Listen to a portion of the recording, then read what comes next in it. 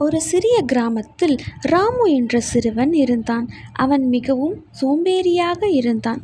எந்த வேலையும் செய்யாமல் விளையாடிக் கொண்டே இருப்பான்.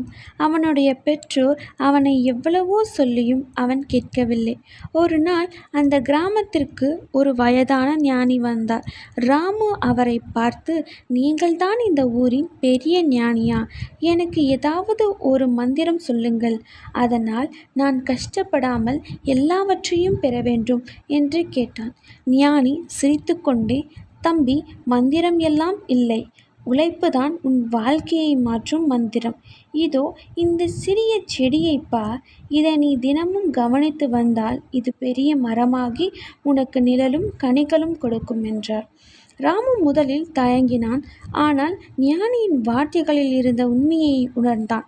அவன் அந்த செடியை தினமும் நீரூற்றி கவனித்து வந்தான். சில வருடங்களில் அந்த செடி பெரிய மரமாக வளர்ந்தது. அந்த மரம் அவனுக்கும் மற்றவர்களுக்கும் நிழலும் சுவையான கனிகளையும் கொடுத்தது. அதிலிருந்து ராமு சோம்பேறித்தனத்தை விட்டு கடினமாக உழைக்க ஆரம்பித்தான்.